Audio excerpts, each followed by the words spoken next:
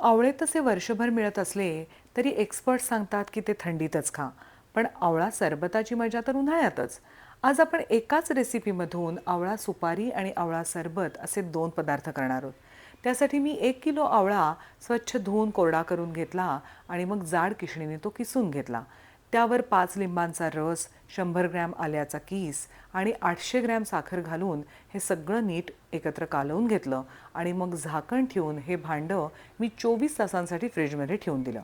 24 तासानंतर ह्याला छान रस सुटलेला दिसतोच आहे.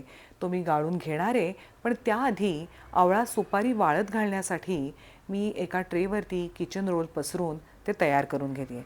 आता मी हे सगळं आवळ्याचं मिश्रण एका सूप स्ट्रेनरवर ठेवलं आहे आणि हाताने त्यातला रस काढून घेते.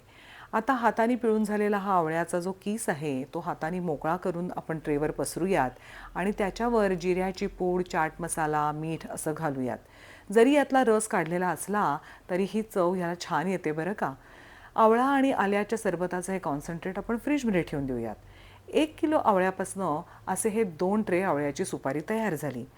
शहराच्या या छोट्याशा बाल्कनीमध्ये उंच टेबलवर ठेवून 4-5 दिवस त्याला चांगलं ऊन दिल्यावर आता हा एकच ट्रे झालेला आपल्याला दिसतोय.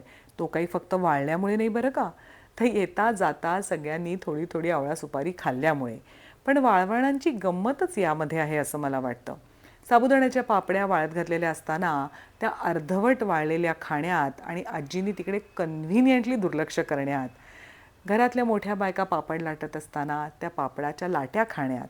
आता हे सगळं तर काही करणं शक्य नाही, पण आवळा सुपारी आणि आवळा सरबत मात्र नक्कीच शक्य आहे.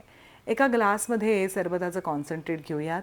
त्यात आपल्याला हवं तेवढं पाणी घालून चवीपुरतं मीठ, या चिली फ्लेक्स आहेत, याच्या जागी एक हिरवी मिरची उभी चिरून टाकली तरी छान लागते.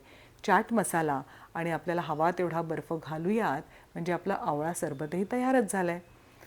भेटूयात भाकरी टू ब्राउनीच्या पुढच्या एपिसोडमध्ये. Happy summers.